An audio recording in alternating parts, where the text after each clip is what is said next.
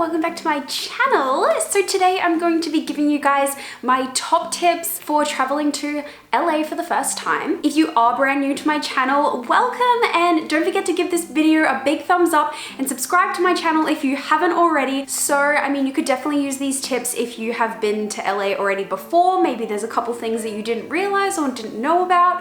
And I guess you could like even incorporate some of these ideas into traveling to like other locations. And obviously I could not even film this video without popping on my Disneyland resort jumper. Let's get started. So my first tip is to grab a SIM card. So as soon as you do get to LAX, if you just ask someone in one of the terminals, there is actually an area where you can get SIM cards. Like I think it's like 10 days or something, and then there's one for 30 days. When I was there, I did get the 30-day SIM card. And what it does is it gives you the USA number. You can make international texts. You also get a certain amount of gigabytes of data. From memory, it lasted the entire time that I was there. I paid $90, which seems like a lot, but for an entire month's worth of data, you know, the freedom to be able to use your phone and to like contact other people who are with you while you're traveling as well, it's like honestly priceless. But then there's like always times where you like might get separated from somebody, or like even just things like uploading and like using Instagram and Facebook and like keeping contact with people that are like back in your home country. So I would definitely recommend getting a SIM card. The SIM card company is called Ultra Mobile. It's just like a prepaid amount, and then once like those 30 days are up and whatnot, they don't keep on like charging you a card or anything. It's literally just like a prepaid SIM. It's just while you're there, and then when you're done, you literally just take it out. They'll pop the SIM card in for you, and then you'll have your data. You just like text a number. It all gets set up like automatically, and you can literally use your phone from there. I also found this really helpful when signing up for Uber. So we were still able to use Uber because we had an international SIM card. My next tip for traveling is look at Airbnb.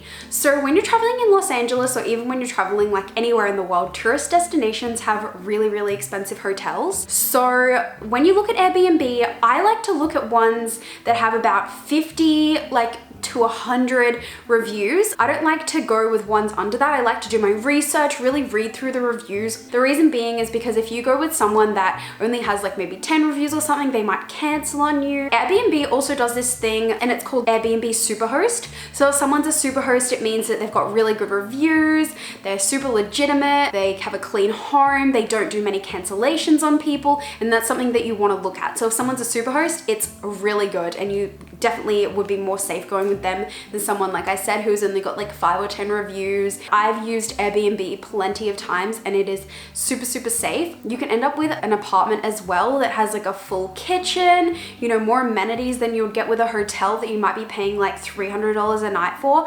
versus you could get an Airbnb with all those amenities for like $100, $120 a night. But I just found that, you know, for the price, like you cannot beat Airbnb. It's so good. So if you are visiting LA, I would definitely recommend that you visit Disneyland. A lot of people don't know, but Disney actually has 2 parks, and it is located in Anaheim. Anaheim is about 45 minutes to an hour's drive from Los Angeles, and from LAX it's about 45 minutes as well. So if you do want to go to Disneyland, the 2 parks are Disney's California Adventure Park, and then you've got Disneyland. The parks are located directly across from each other. You can go on their website and you can actually order park hopper tickets, which means that during one day, you can jump between like park to park, or if you just wanted to do a single day entry, you can still buy multiple days, but just go to one park and then the next day go to the other park. So you can't hop between the parks. I would recommend that you go for 3 days. The reason being is you can spend 1 day in Disneyland, 1 day in California Adventure Park, and then on the last day, you can choose which park that you want to spend a little bit more time in. Obviously, this isn't for everybody. If you're not very interested in Disney, then you can just go to the parks like just for 1 day, or you could even just get like a 1-day park hopper and just go between them. I definitely wouldn't recommend this just because the Disney parks are huge, and I really feel like when people get there, you don't realize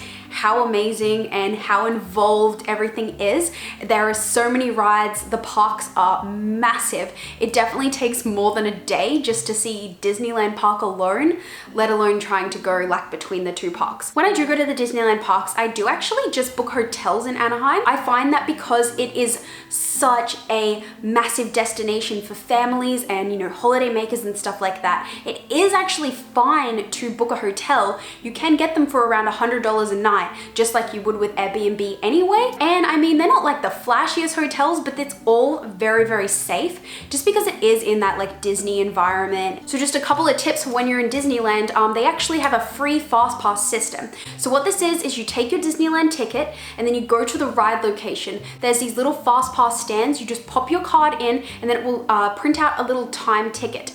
So with that ticket, you can go back to the ride when it says it's your turn to ride. The most popular ride at Disneyland is Space Mountain. So as soon as you enter the park, you want to be going straight to Space Mountain, popping your little ticket in, getting your fast pass stamp. There was one time when we went in the morning and we actually had a timestamp to come back to the ride at 5:30 at night.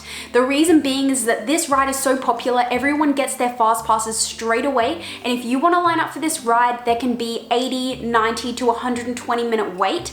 So it's definitely worth just grabbing your fast pass and coming back to that ride at the end of the day. Also, if it is your first time going to Disneyland, you can go to any of the stalls or any of the shops and they will give you a first visit Disneyland little badge. I would definitely recommend picking up one of these. It's completely free and it just, yeah, commemorates your first trip to Disneyland. But I would highly, highly recommend. It's a very professional park and it is just so full of magic and it really does live up to the name of being the happiest place on earth. It's amazing. Speaking of theme parks, my next tip is to definitely visit Universal Studios in Hollywood. Universal Studios has one park and within that park there is also Harry Potter Wizarding World, which is a relatively new addition to the park. So you can do one of two things. You can either grab a general admission ticket or you can get yourself a front of line pass. So the front of line passes are definitely more expensive, but it just means that you get to actually go straight into your own separate line in the rides. So that means no waiting times.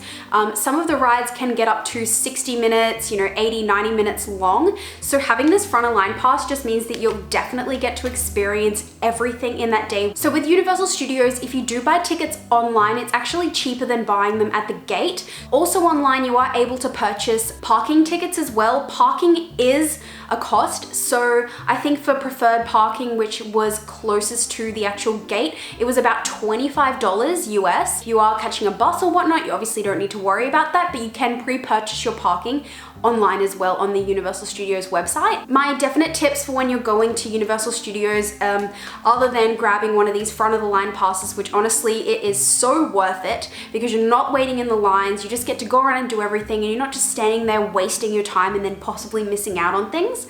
But definitely when you are going to the parks, if you don't purchase a front of line, that's totally okay, but definitely go and jump on the tram tour first. The tram tour takes 60 minutes and you go around the back lots of the studio, and there's also a couple of kind of ride experiences in the back. So they do have King Kong and then they've got the new edition of Fast and the Furious. The tram tour does close earlier than the rest of the rides, so definitely go down and just get the tram tour done and out of the way. That way you're not going to miss out on it and then you can spend the rest of the day on the rides. So my next tip on traveling a vacation to Los Angeles is to have a look at seasons. So winter and fall, which is our autumn, are definitely cheaper than going in times like summer and spring. So there's this really great website and it's called isitpacked.com. So if you go to isitpacked.com, you can definitely have a look and see basically any theme park, and it has every single month, and then you can go through and have a look at specific days, and it actually has live crowd trackers on there as well. But you can go and have a look, say at like Disney or Universal, and then it can actually show you on which day you're going to go. So they actually show grad nights, holidays, different events that are going to be on at the park at that time, and then it's got 4 different things to show you how packed or how not packed it is going to be. So that is Hey It's Alright, Ghost Town, Yup It's Packed, and Forget About It. So basically, they're pretty self-explanatory. If you have a look and it says Ghost Town, that's definitely the best time to be going. I personally have found the best time and also my favorite time to travel to Los Angeles is around late September, early October, because during this time it's actually in the holiday season of Halloween, which is so much fun. Everything is all decorated. And also during like the early October months and like the late September months, a lot of the theme parks say Ghost Town. There's even been times where we've been like at Disneyland and there's been hardly any wait time on any of the rides. I've always traveled in October and I definitely do not find the crowds to be super crazy packed, especially at Universal Studios. If you do go during this time, you may not even need to get a front of line pass. I tend to just get the front of line passes because I just enjoy not waiting. When you're in Los Angeles, I think it's really important to have a look at hiring a car of some sort. So car hire is relatively cheap. There are a few different car hire companies and they're all very competitive prices. It's very easy to pick up and drop off your car at the airport as well. So if you are going home, it's really easy. You just drop off the car, literally. They check it over to make sure there's no dents, and then you just jump on a little bus, and then it just takes you straight to the airport and straight to the terminal that you need to be in. Definitely a lot easier than catching a shuttle bus. If you've seen my other video of my shuttle bus nightmare horror story, I'll leave a link in the description if you wanted to go and check that out. Definitely next time we'll be hiring cars throughout. Things to keep in mind if you do hire a car in Los Angeles, there are crazy traffic jams. So they have high peak traffic from 5 a.m. to around 10 a.m. in the morning. And then the traffic starts up again around 3 p.m. and can go right through to about 7 p.m. You want to try to stay off the main freeways and any roads in LA. You kind of want to make sure that you've already done your traveling, or you at least wait or go before those time periods. The traffic can get so bad that it can take sometimes 2 hours just to get maybe from like LA to Anaheim, when ordinarily it would only take an hour. You can literally just be sitting standstill in the traffic. LA is notorious for having crazy traffic. So if you are getting a car, like I said, make sure you have a look at those peak traffic times. If you do jump on your Google Maps as well, it will give you an estimate time. It actually does take into account how much traffic is around at that time of day. So definitely check that out before you jump in the car and start traveling, and then just weigh up if it's worth you going then, or just maybe waiting like a little bit longer and going and doing something else before you travel. Definitely having a car though is going to save you a lot of time trying to get to places. Even though it is, you know, going to take you some time in the car, it's definitely a lot easier traveling around LA. You can just jump in the car. You can go to like Mulholland Drive, Sunset.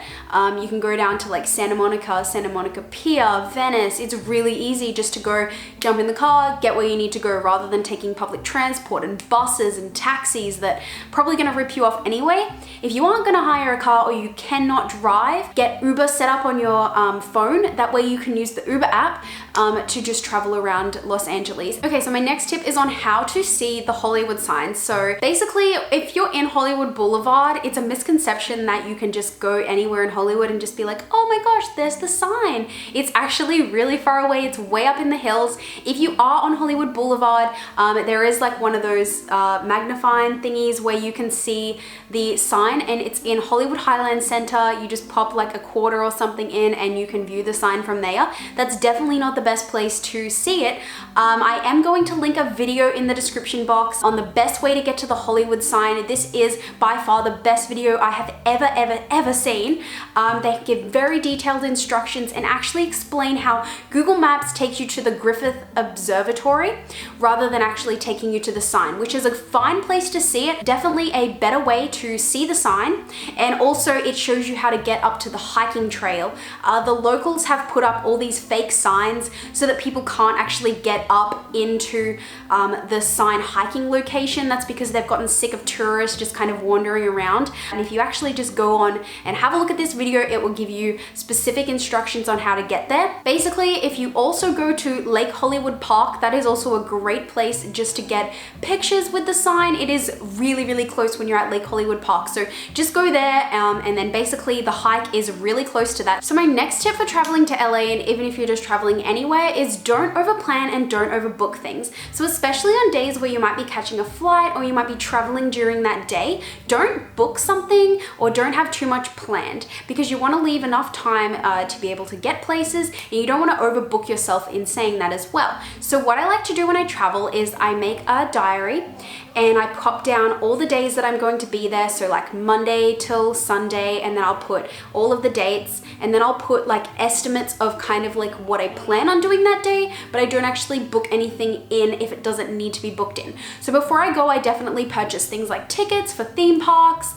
If there's a tour that you want to do, definitely if you're like, yep, we're going to be doing it that day, book it in. But don't book tour after tour after tour, even like 2 or 3 tours in one day or something. If anything, I'd actually stay away from tours. When I'm in LA, I don't like to take tours. I just find that they're very super touristy, touristy, and there's definitely better ways to travel around and explore Los Angeles and like the surrounding areas without going on expensive, overpriced tourist tours. Yeah, so in the diary, I also have like a list of all the locations that I want to see to like remind myself, like if there's a cool like little like store that I want to visit, I'll just pop it on the list. Kind of just like go through and just tick everything off as you go. I definitely prefer traveling in like more of a relaxed feel. If that's not you and you need to have super control over the trip, then by all means go and book like everything. But what I'm basically saying is don't over plan and don't overbook yourself. Just because you want to be able to like relax and take a day off if you need to, if you're really super exhausted and you want to sleep till 2 p.m. because you have hectic jet lag, then you want to be able to do that and not be completely locked into something. So my next tip is definitely look for travel deals and travel expos when you are traveling to the US. When I went to Los Angeles last time, we actually got our tickets all the way through to Los Angeles and then internal flights through to New York City, then all the way back and then back to home. And that only cost us $1,199. And if I had not have actually waited, that could have cost me nearly $2,000 like for all of those flights. But I waited until there was a USA Travel Expo on, and then I secured the best deals. Also at the start of the year as well, generally in January, they bring out some really awesome flight deals as well. So just keep tabs on the travel agents and keep tabs on different airlines and see what kind of deals they have going at the time that you're going. But don't just go and book like the first flights you see. Definitely wait on it and don't leave it too late. So the later that you leave it, the more expensive the flights actually get. So make sure you are booking your flights, you know, somewhere between 6 months and above in advance, just so that you can make sure that you get the best deal. But definitely shop around, let your travel agent know like when you're going and that you do want to try to get like a good deal, and they'll generally be pretty happy to like give you the best information and help you to like secure a good flight. In Australia we do have like travel expos. I don't know about like the rest of the world, but there's like a yearly USA Travel Expo, and both times that I've been to Los Angeles I have waited until the expo and then I've gotten a really good deal. Okay, there you guys go. They are my tips for traveling to Los Angeles for the very first time. If you did enjoy this video, don't forget to give it a big thumbs up, and if you haven't already, subscribe to my channel. Thank you so much for watching, and I will see you guys in the next video. Thanks, bye.